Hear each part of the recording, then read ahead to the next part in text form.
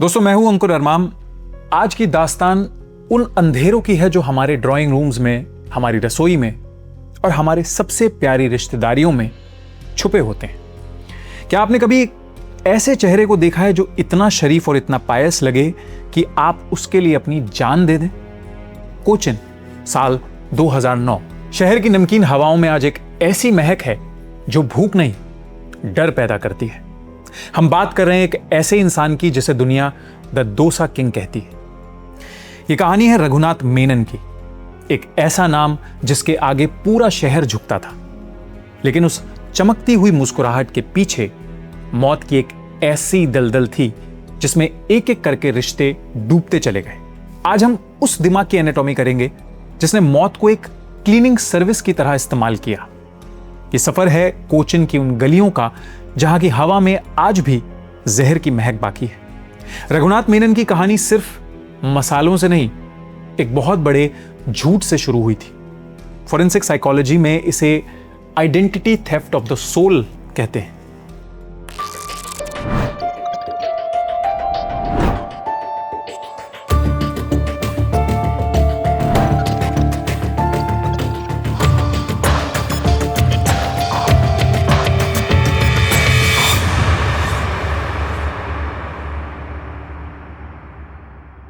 मेनन ने सालों तक एक ऐसी जिंदगी जी जो एग्जिस्ट ही नहीं करती थी।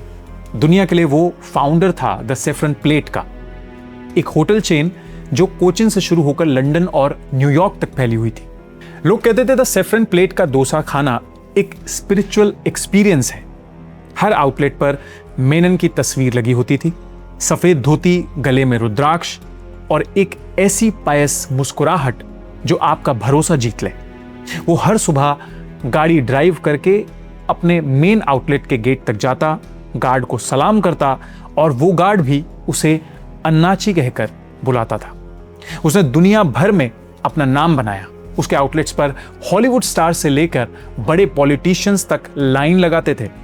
लेकिन दोस्तों, मेनन सिर्फ एक बिजनेसमैन नहीं था। उसके दिमाग में एक सनक सवार थी, एस्ट्रोलॉजी। उसके पंडित ने कहा था, मेनन, अगर तुमने अंजलि से शादी कर ली तुम्हारा साम्राज्य सूरज की तरह चमकेगा। अंजलि, जो उसके ही एक मैनेजर की बेटी थी, लेकिन एक प्रॉब्लम थी। अंजलि किसी और से प्यार करती थी, एक local math tutor Siddharth. Menon को ना सुनने की आदत नहीं थी। उसने पहले सिद्धार्थ को खरीदने की कोशिश की, 50 लाख रुपए का ऑफर दिया। सिद्धार्थ ने ठुकरा दिया। फिर मेनन ने अपनी पावर दिखाई, सिद्धार्थ की कोचिंग क्लासेस बंद करवा दी, उस पर झूठे केसेस लगवा दिए। लेकिन जब सिद्धार्थ और अंजलि ने भागकर शादी कर ली तो मेनन का गुस्सा जुनून बन गया। कोचिन की एक बारिश वाली रात मेनन ने अपने वफादार गुंडों डैनियल और उसकी टीम को भेजा। सिद्धार्थ को उठा लिया गया। अंजलि चीखती रही, लेकिन बारिश की आवाज ने सब निगल लिया। वो सिद्धार्थ को कोचिन के आउटस्कर्ट्स में वेगमन की पहाड़ियों में ले गए। वहां जो हुआ वो सुनकर आपकी रूह कांप जाएगी। सिद्धार्थ ने अपनी जान की भीख मांगी, लेकिन मेनन ने खुद खड़े होकर उसका दम घोटते हुए देखा। जब सिद्धार्थ तड़प रहा था, मेनन के चेहरे पर एक अजीब सी मुस्कुराहट थी। उसने मौत को एक बिजनेस स्ट्रेटेजी की तरह देखा। अगले दिन सिद्धार्थ की लाश झाड़ियों में मिली। उसके गले पर लिगेचर मार्क्स थे।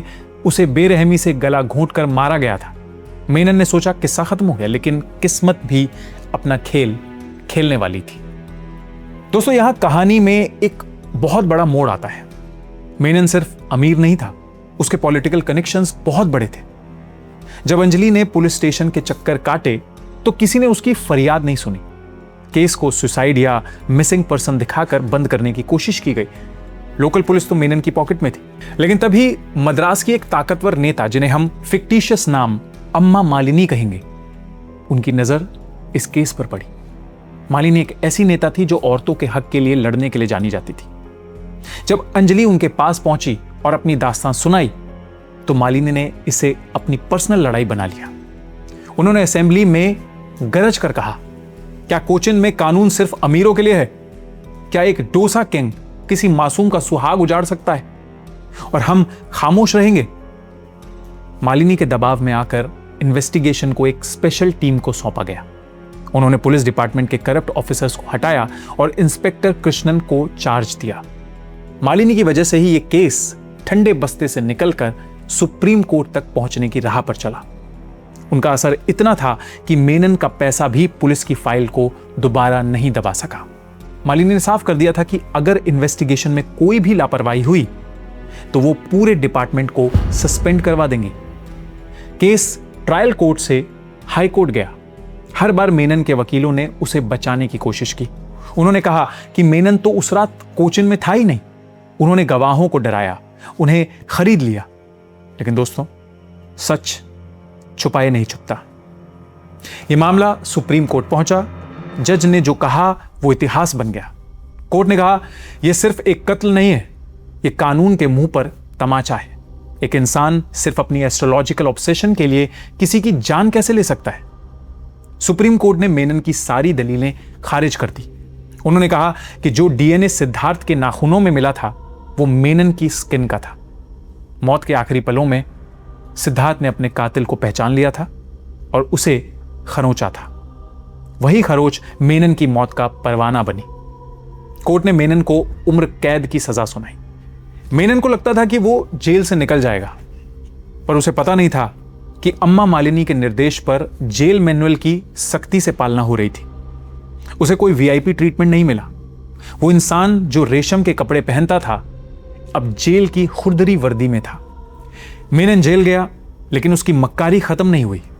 वो जेल के अंदर भी द सेफ्रन प्लेट का इन्फ्लुएंस चलाने की कोशिश करता रहा। उसने जेल स्टाफ को रिश्वत देने की कोशिश की, मेडिकल ग्राउंड्स पर बेल मांगी, लेकिन मालिनी की नजर अभी भी इस केस पर थी। वो एक कनिंग प्रेडेटर था जो आखिरी दम तक सिस्टम को मैनिपुलेट करना चाहता था। लेकिन कानून ने उसे एक ऐसी जगह भेजा जहां उसका पैसा कागज के टुकड़ों से ज्यादा कुछ नहीं था। उसके होटल आउटलेट्स जो कभी दुनिया भर में मशहूर थे अब बदनामी का निशान बन चुके थे। डोसा किंग का खाना अब मौत का स्वाद लगने लगा था। लोगों ने उसके रेस्टोरेंट को बॉयकॉट किया और धीरे धीरे उसका साम्राज्य ढेर हो गया। उसके बैंक अकाउंट्स फ्रीज हो गए। उसकी प्रॉपर्टीज पर कोर्ट का कब्जा हो गया। वो इंसान जो दुनिया को अपने इशारों पर नचाता था अब एक अंधेरी कोठरी में अकेलेपन से लड़ रहा था। दोस्तों, कानून ने सजा तो सुना दी, लेकिन कुदरत का अपना इंसाफ होता है। सजा के कुछ ही साल बाद 2016 में मेनन की हालत बिगड़ने लगी। उसे शुगर, हार्ट प्रॉब्लम्स और डिप्रेशन ने घेर लिया। उसे जेल से एक बड़े गवर्नमेंट हॉस्पिटल में शिफ्ट किया गया। उसका साम्राज्य बिखर चुका था। उसके वफादार साथी जो कभी उसके पैरों में गिरते थे अब उसके फोन तक नहीं उठा रहे थे। हॉस्पिटल के उस अकेले कमरे में जिसे पुलिस ने नेचुरल डिटेन एरिया बनाया था, मेनन अपनी आखिरी सांसें गिन रहा था। वो इंसान जो कभी हजारों लोगों को खाना खिलाता था आज खुद एक चम्मच पानी के लिए मोहताज था। कहते हैं वो आखिरी दिनों में उन लोगों के नाम लेकर चिल्लाता था जिन्हें उसने रास्ते से हटाया था। उसे हर जगह सिद्धार्थ का चेहरा दिखता था। मेनन की मौत हॉस्पिटल में ही हुई। उसका कोई वारिस नहीं बचा जो उसका नाम आगे बढ़ाए। उसकी मौत के साथ ही उस सेफ्रन एम्पायर का भी अंत हो गया जो खून की नींव पर खड़ा था। द डोसा किंग की कहानी एक लेसन बनकर रह गई कि शक्ति और पैसा आपको कानून से बचा सकते हैं कुछ वक्त के लिए, पर ऊपर वाले के इंसाफ से नहीं। दोस्तों, इस कहानी में सिर्फ कत्ल नहीं हुए, भरोसे का कत्ल हुआ है। सोचिए उस परिवार पर क्या गुजरी होगी। अंजलि ने अपनी पूरी जवानी कानून की लड़ाई में गुजार दी। हमने सवाल इसलिए नहीं पूछे क्योंकि हमने सोशल इमेज को सच से ऊपर रखा। कोचिन का यह साम्राज्य एक आईना है। हम पुलिस को ब्लेम करते हैं, पर हमने खुद अपने पड़ोसी की चीख सुनना बंद कर दिया है। अगर अम्मा मालिनी जैसी इन्फ्लुएंस और कानून का डंडा ना होता तो आज भी मेनन अपनी पायस मुस्कुराहट के साथ टीवी पर दिख रहा होता। जहर सिर्फ बॉटल में नहीं होता, जहर हमारी खामोशी में होता है। जब हम किसी की कामयाबी से इतने अंधे हो जाते हैं कि हमें उनके पीछे का अंधेरा दिखना बंद हो जाता है, तो ऐसे ही शैतान पैदा होते हैं। रघुनाथ मेनन ने सिर्फ लोगों को नहीं मारा, उसने कोचिन के उस भरोसे को मारा है जो हम एक दूसरे पर करते हैं। यह थी कहानी इंडिया के सबसे बड़े सेंसेशनल डोसा किंग की। मैं हूं अंकुर अरमाम। अगली बार मिलेंगे एक और अंधेरे की एनाटॉमी के साथ। तब तक अपनी आंखें और अपना दिमाग खुला रखिए, ख्याल रखिए अपना और उनका, जिनकी खामोशी बहुत कुछ कह रही है।